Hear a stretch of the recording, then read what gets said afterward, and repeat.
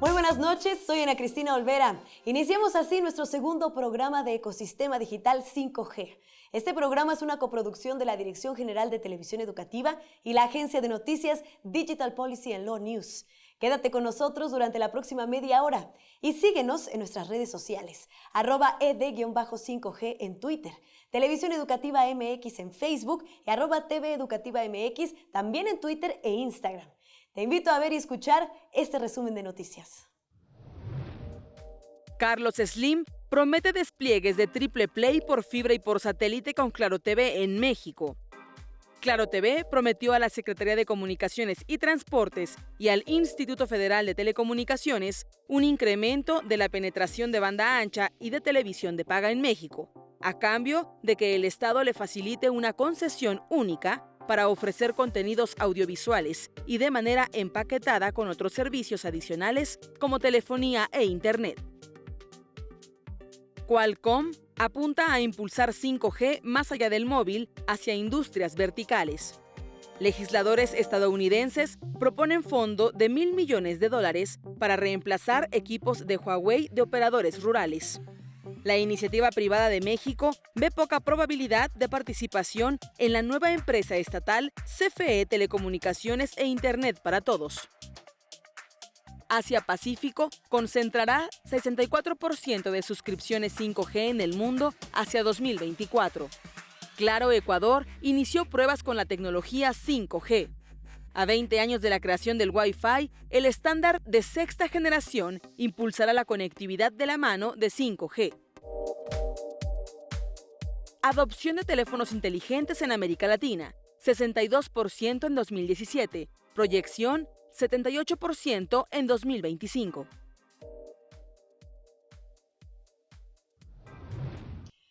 Y bueno, ya lo saben, en Ecosistema Digital 5G queremos siempre abordar los temas de actualidad y pues la coyuntura. Y por eso en esta segunda emisión hablaremos de la separación funcional de Telmex-Telnor. Tenemos como invitado especial a Ramiro Tobar Landa. Él es consultor independiente en regulación y competencia económica y profesor investigador titular del Instituto Tecnológico Autónomo de México, es decir, el ITAM.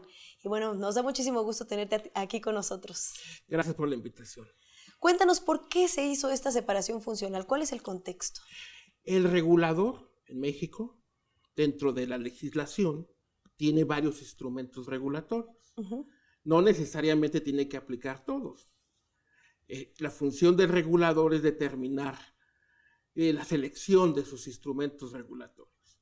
Uno de ellos, en la legislación, es incluso podrá ordenar la separación funcional. Entonces, en ejercicio de esa autonomía y discrecionalidad, en la última revisión, en México se tienen revisiones bienales para ver cómo va el desempeño de la ley respecto al mercado. Entonces, en la primera resolución bienal, la primera después de la reforma, optó por ordenar la separación funcional. Entonces, es a partir de ahí que surge esta controversia o este tema ya en la agenda nacional. Pero un poco para que se entienda más a profundidad este contexto para aquellos quienes nos ven desde otras partes de América Latina que no entienden específicamente pues de dónde viene esta ley y estas pues digamos nuevas exigencias.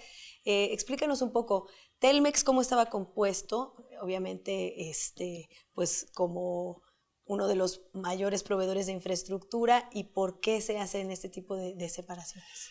La razón conceptual de la separación funcional es que recordemos que Telmex viene de un proceso de privatización en la década de los 90 del siglo pasado. A partir de ahí han pasado varias legislaciones de telecomunicaciones. Hace 6 años hubo una reforma al marco normativo del sector telecomunicaciones y radiodifusión, y en estos 6 años el paradigma, digamos, regulatorio en México ha optado por un enfoque cuasi europeo de desagregación de los elementos de la red del llamado operador histórico o incumbente, que en este caso es Telmex, porque viene de ese proceso de los años 90, y entonces opta por una medida regulatoria extrema, que realmente son muy pocos los países a nivel global, 7 aproximadamente, que han optado de alguna o que les han ordenado o optado por una separación entre 2 etapas, que eso debe quedar muy claro, ¿no? Uh-huh. La etapa donde es telecomunicaciones que son ofrecidas directamente a los usuarios finales, así como tú y como yo, lo que nosotros demandamos, servicios finales de telecomunicaciones. Otros servicios son ofrecidos a otros concesionarios, digamos que es el mayoreo de los elementos de red, para que otros concesionarios puedan dar los servicios.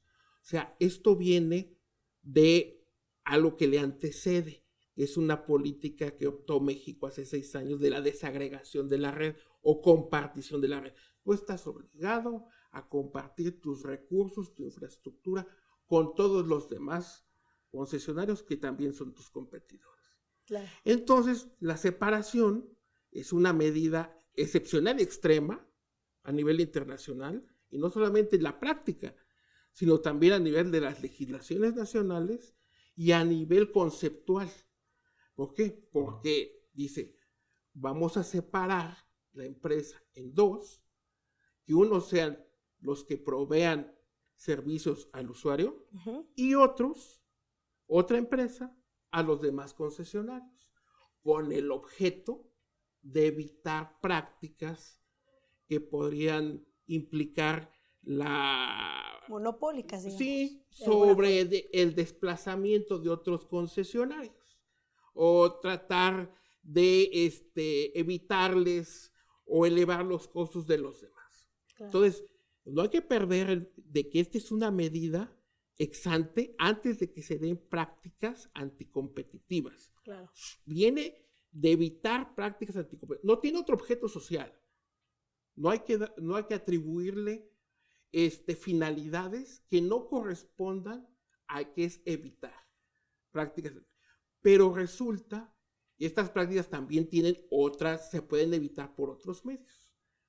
Y también nosotros los tenemos. ¿Cuáles serían, digamos, las otras opciones que tenía el IFT ante esta situación? Obviamente, tiene la legislación y de las revisiones bienales, se han publicado medidas o se han emitido medidas muy exhaustivas, mucho. Todo el menú regulatorio en la literatura económica lo tenemos nosotros, todo el menú. Entonces, aquí lo que se pregunta es que las medidas extremas o excepcionales solamente se aplican cuando todo lo demás ha fallado. Realmente en México no tenemos problemas de incumplimientos reiterados y que significan un verdadero conflicto o problema respecto a la conducta. No, el instituto, o sea, la legislación le ha dado las herramientas suficientes para evitarlas, corregirlas, o sea, funcionan bastante bien los elementos tradicionales, ¿verdad?, sobre evitar prácticas anticompetitivas. La pregunta es, ¿por qué nos vamos a una política extrema? ¿Y se tiene evidencia de que esto haya funcionado en otros países para estimular la inversión y esta competitividad? Desafortunadamente, donde se ha implementado, y la evidencia que ya después, por ejemplo, la que se ha citado múltiples veces, es la experiencia del Reino Unido en el 2015, o sea, ya hace 15 años de ello. Uh-huh. Todavía, a pesar de ser la primera, todavía no encuentran cómo funciona una separación funcional con una inversión ante un cambio tecnológico acelerado y problemas de cobertura. México, los países emergentes, entre ellos México, no son los únicos que tienen problemas de cobertura. Incluso los países europeos tienen problemas de cobertura y tienen igual una brecha entre lo que son la penetración de la cobertura a nivel urbano y lo que hay a nivel rural. sea, tienen también problemas de cobertura. En el Reino Unido los problemas de cobertura son alrededor del 20% de las áreas rurales, pero en la Unión Europea andan en los 50 y hay países con más población, mayor territorios desatendidos. O sea, se podría decir que no porque no haya prácticas monopólicas o anticompetitivas, quiere decir que van a llegar nuevos actores a querer invertir en la cobertura exactamente. de lugares Hay apartados. que ver las herramientas con el objetivo para el que fueron diseñadas. Claro. ¿Y cuál sería tu mensaje entonces para el regulador al respecto? En este caso sería volver, ¿cuál es nuestro objetivo? El programa de cobertura social menciona que hay 12 millones de personas en áreas sin cobertura. Y no tenemos problemas de conductas anticompetitivas documentadas y probadas. Las herramientas actuales regulatorias han funcionado. Luego, entonces, nuestros esfuerzos deben ir a la cobertura, a cerrar las brechas, a cerrar las disparidades. Entonces, hay que replantear la justificación de la separación funcional y, por causa natural, no es necesaria en nuestro caso. Pues muchísimas gracias por habernos acompañado hoy en Gracias. ED5G. Ojalá que sigas pues estando aquí con nosotros para ponernos al día en todos estos temas. No, pues te agradezco tus preguntas. Gracias. Y bueno, después de la pausa vamos a tener una entrevista con un representante de una de las empresas más importantes de tecnología. Así que sigan con nosotros.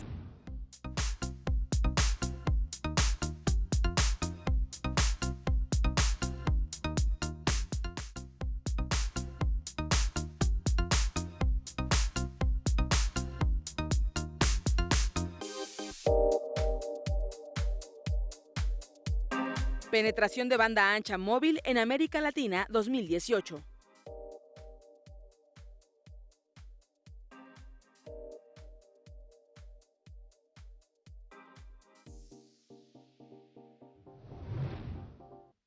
Y bueno, en esta ocasión nos acompaña Gabriel Solomon. Él es director de Relaciones Gubernamentales para América Latina de Ericsson.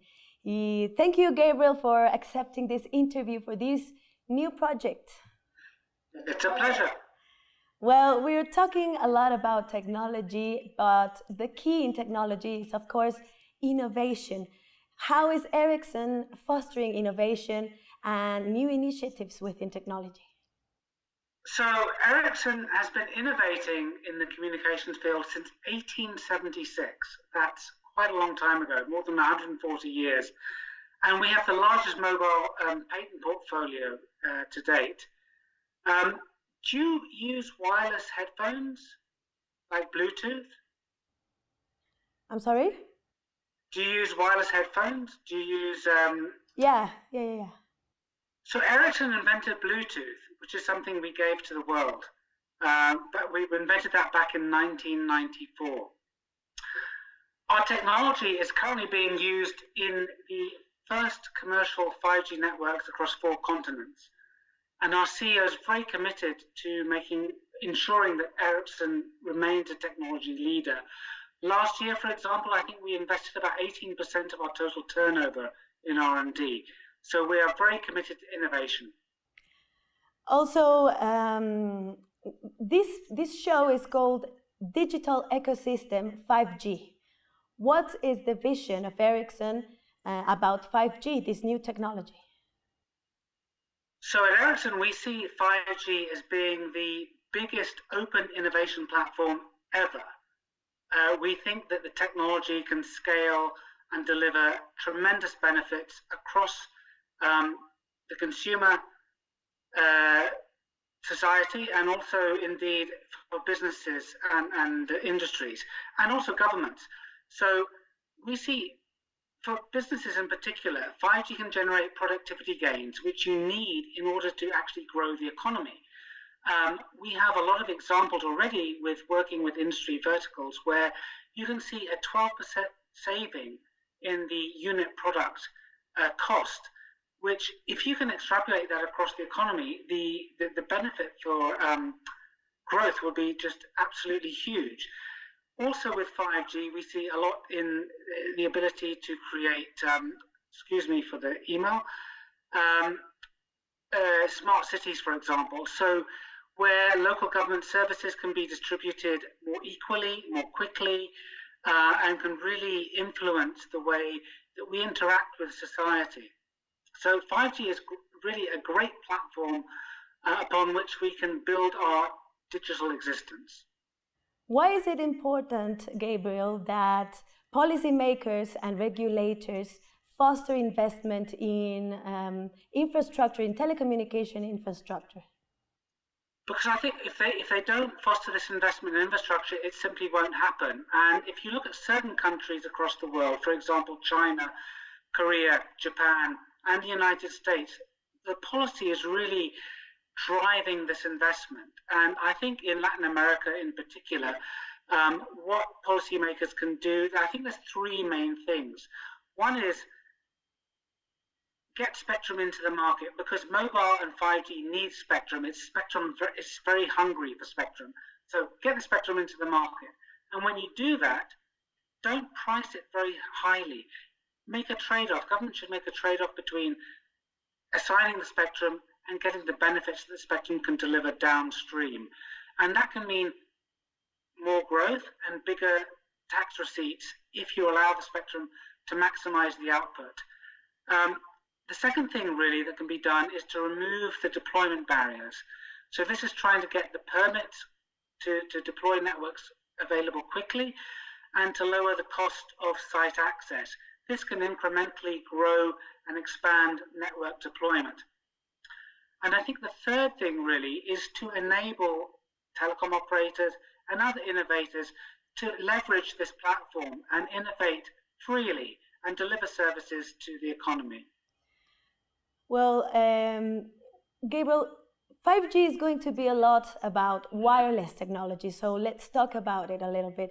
How is wireless technology important to shorten the digital divide in the world? Well, wireless compared to wired is a lot cheaper to deliver. That means the cost to the end consumer or the business is going to be that much less. So it's more affordable. And a lot of, I think, policymakers now consider fiber the big new thing. But in reality, fiber to the node and then 5G to the local loop makes the ecosystem that much more affordable, that much quicker to scale. Tell us a little bit more about 5G and why is it so different from every other technology that we've experienced? 5G really delivers three new things. It's higher capacity, lower latency, and you can get more speed through it as well. So this means you can have smart cities. In other words, the 5G ecosystem can handle that much more connections per square centimeter, if you will, at a lower latency. But the important thing is it's not a given. So although the technology can do this, it needs to be deployed at scale. And deploying it at scale means you really need to have those incentives in place for the industry to actually deliver, because it's only in certain countries that we see that deployment will be done where the 5G will be realized to the full potential that we see it has. And if it's not deployed to the full potential, then it's not going to have that much of a differential impact. What about all the information and the data that is going to be being transmitted and flowing through all these devices and the huge amount of devices that we're going to have now? So we see that 5G will enable, billions of devices to be connected to a mobile ecosystem and this open platform of innovation. And we've seen over the last 5 years an exponential increase in mobile data usage. And if you look at the early countries that have launched 5G, for example, Korea, data usage for the early adopters of 5G, and 5G adoption has been much quicker than 4G adoption in Korea. So 5G data usage in Korea is about 3 times the average of 4G.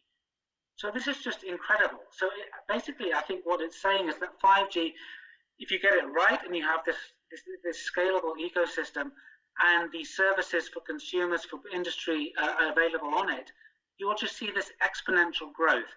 And fundamentally at Ericsson, we believe that this technology is a technology for good. So it's going to do great things for consumers, for industries, for society, and ultimately for governments as well.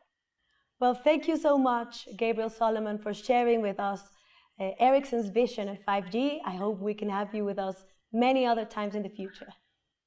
I very much look forward to it. I'll be back in Mexico in a month, and Ericsson itself has been in Mexico for 115 years, which we're very proud of. Well, we are very proud of it too. Thank you very much. Thank you.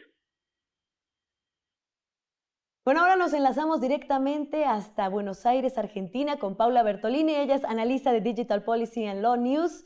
Y en esta ocasión nos va a platicar acerca de un tema de la mayor relevancia: los operadores móviles en América Latina que han hecho lanzamientos ya y pruebas con 5G. Paula, muchísimas gracias por tomarnos este enlace.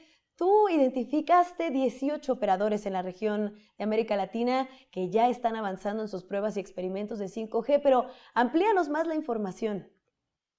Muchas gracias, Ana Cristina. De hecho, hoy ya son 21 los operadores que anunciaron sus pruebas 5G. Son 20 pruebas y un lanzamiento comercial, que es el de Antel Uruguay, de acuerdo con un relevamiento que hicimos para DPL. Principalmente Telefónica, América Móvil, Millicom y otros operadores locales han realizado sus pruebas en Argentina, Brasil, Chile, Colombia, Perú, Puerto Rico y las más recientes que se anunciaron en Ecuador.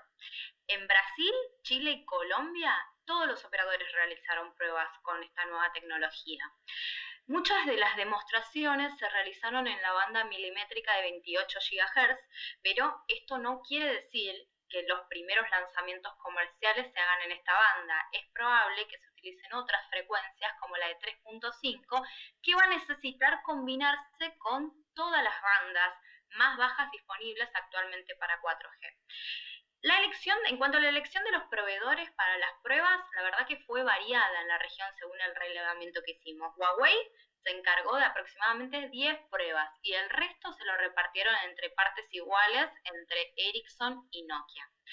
Aún los operadores están buscando el modelo de negocio con la nueva tecnología, mientras esperan las mayores definiciones de los lanzamientos comerciales que se están dando en Estados Unidos, en Europa y en China. Varias de las pruebas que se realizaron se inclinaron a prestar un servicio de acceso fijo inalámbrico que quizás sea el mayor uso que le den a la quinta generación en América Latina, al menos al principio. Pero también hubo pruebas basadas en banda ancha móvil mejorada con aplicaciones de realidad virtual y video 4K. Pues muy interesante todo esto que nos comentas, pero también entrevistaste al CEO de Antel en Uruguay, el primer operador en lanzar 5G en ese país. Platícanos cuándo fue y qué fue lo que te dijo. Exacto, sí, hablamos con Andrés Tolosa, presidente de la compañía estatal uruguaya Antel, que nos comentó que Uruguay pudo ser el primer país con el lanzamiento comercial 5G de la región gracias a dos cuestiones. Primero, que tiene una cobertura de fibra óptica del 70% del país y además ya contaba con la banda de espectro de 28 GHz. La compañía lanzó comercialmente la tecnología o anunció el lanzamiento en abril pasado en las ciudades de La Barra y Nueva Palmira. El primer uso de la tecnología en suelo uruguayo estaría siendo para acceso fijo inalámbrico, con velocidades que llegan hasta los 40 GB, aunque comercializarían en un primer momento planes de 100 megas. Finalmente, Paula, ¿cuáles deberían ser los siguientes pasos para que más operadores pues estén experimentando con 5G y comiencen un lanzamiento pues ya masivo de 5G en la región muy rápidamente? Claro, bueno, la mayoría de los países de la región están esperando principalmente dos cuestiones. Por un lado, como comentaba antes, las experiencias de los lanzamientos comerciales que hubo en Estados Unidos y en Europa, básicamente para analizar los casos de uso y ver los obstáculos que tuvieron estos países. Y por otro lado, están esperando las definiciones de la Conferencia Mundial de Radiocomunicaciones, de la Unión Internacional de Telecomunicaciones, que se realiza en las próximas semanas. Allí se van a estandarizar las frecuencias que podrían utilizarse para 5G. De todas formas, la región aún tiene un largo camino para avanzar en penetración 4G, sobre todo en las zonas donde todavía no hay servicio. Tanto los tiempos de lanzamiento como la cobertura van a tener que ver más con la disponibilidad espectral, con los despliegues de fibra óptica y también con las estrategias comerciales de los operadores de la región. Pues todo ese camino es el que estaremos siguiendo junto contigo. Muchísimas gracias, Paula, y nos vemos muy pronto. Hasta la próxima. Muchas gracias. Gracias. Ahora vamos a enterarnos qué está ocurriendo en el mundo de la tecnología. Estas son las noticias más relevantes. Netflix deja ver episodios gratis a cualquier persona sin suscripción para ganar clientes. Samsung Galaxy Fold daña su pantalla tras un solo día de uso. El primer chip con inteligencia artificial de Alibaba aumenta la velocidad de las tareas de aprendizaje automático. Elon Musk presenta nave espacial para viajar a la Luna y Marte como en un avión. Motorola podría presentar su propio teléfono plegable a fin de año, con el estilo del icónico RARS. Así llegamos al final de esta segunda emisión de Ecosistema Digital 5G. Pero recuerda que tenemos una cita el próximo martes a las 20:30 horas en las plataformas televisivas de Televisión Educativa. Y por las redes sociales estamos en contacto. ed_5G en Twitter, Televisión Educativa MX en Facebook y @TV Educativa MX en Twitter e Instagram. Y también puedes acceder a la página www.televisioneducativa.gov.mx para muchos más contenidos. Y recuerda, tenemos derecho al acceso a las tecnologías de la información y de la comunicación.